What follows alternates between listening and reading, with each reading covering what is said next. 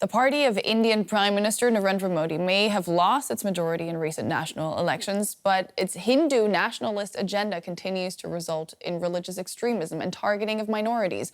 According to the Indian Association for Protection of Civil Rights, there's even been a surge in religious violence since the start of Modi's new term. The non-governmental organization has recorded 8 lynchings in June alone. Now, by comparison, there were 21 lynchings in the whole of 2023. The fresh spate of attacks have put especially Indian Muslims on edge in states like Uttar Pradesh. DW's Adil Bhat reports. A family grapples with the loss of their loved one.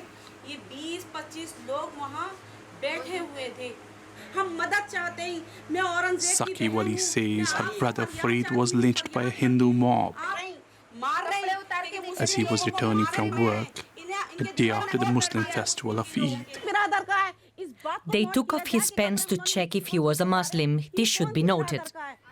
Farid was dragged and beaten by more than a dozen men with stakes and iron rods a few kilometers away from his home. My brother never spoke to me without a smile. I still feel he will come back and I am not at peace. We want justice for him. I plead to the world to stand with us in giving him justice. My brother's death should not be in vain. The incident has rattled the whole community.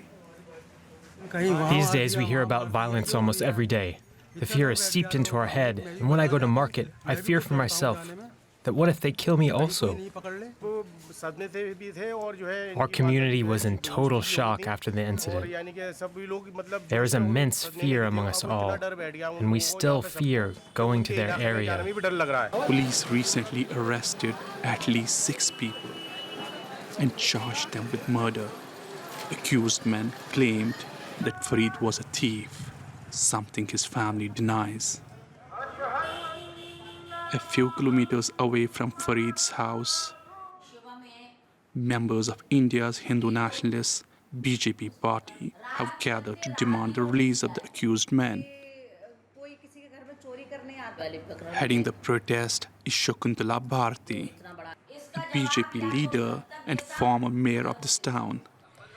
If some stranger forcefully enters the house with a group of men and then tries to attack you, should we welcome such a person? Should such people be worshipped? Yes, the public beat him. They trashed him. When Prime Minister Narendra Modi's party lost its majority in national elections, there was hope that violence against Muslims and other minorities would decrease. But a political analyst says the party hasn't changed. The results, the reduced numbers, should have brought sobriety in the attitude of Bharatiya Janata Party, and it would have disciplined itself. That was the expectation. But that was false, because the very rationale of existence of Bharatiya Janata Party, especially in last 10 years, and the very argument for its existence is anti-Muslim violence. Violence that has already claimed several lives since Modi got re-elected. Farid's death adds another number to the statistic and leaves another family bereaved. When I think about my brother's death, I just pray to God that this kind of tragedy should not happen to any Muslim brother or to anyone in this world. At Farid's grave, Muhammad says a prayer for his late brother, for his community, and an end to the climate of fear in Modi's India. For a look at the bigger picture, I'm joined now by peace activist and author Mander. He's also the director of the Center for Equity Studies in India. Welcome to DW. Now, you accused Prime Minister Narendra Modi of hate speech during the last campaign. How much do you think is the BJP fueling religiously motivated violence in India?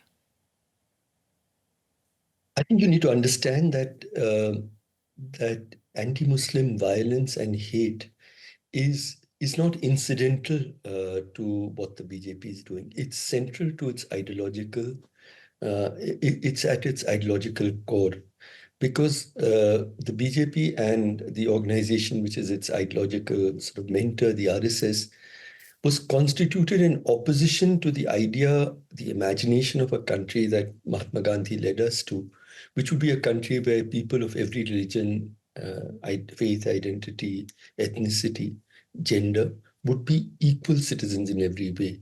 And the BJP RSS believe in an India which is for its Hindu majority, in which the Muslim minority and the Christian minority would have to live, if at all, only as second-class citizens.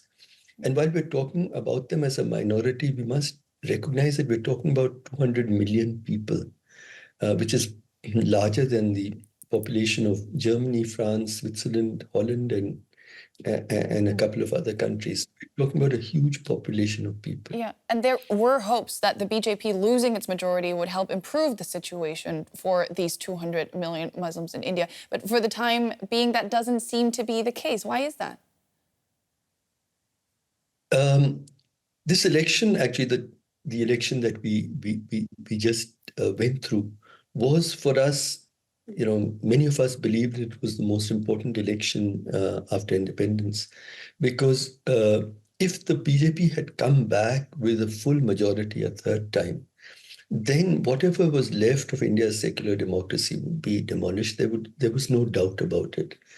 A reduced, the fact that they didn't have a majority on their own, they had to have alliance partners who were not ideologically aligned with them, did give some degree of hope that there would be a kind of sobering down, a moderation of the kind of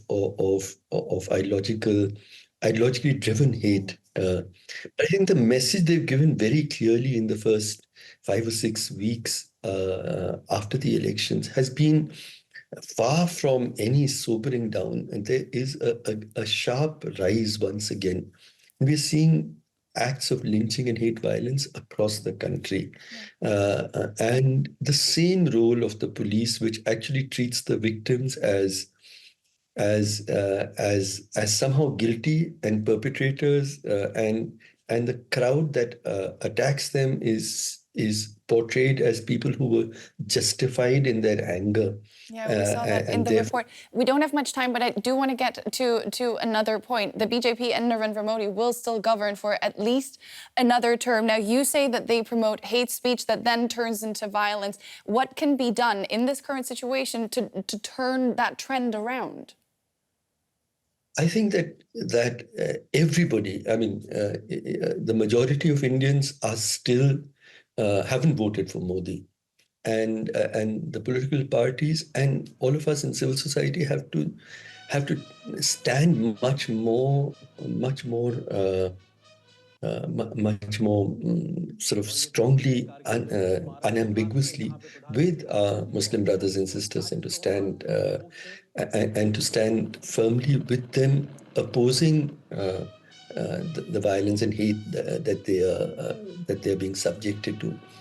It is for people like me who don't belong to the Muslim faith, who actually have a greater responsibility to stand and speak out and fight and not accept the direction in which Mr. Modi is taking our country.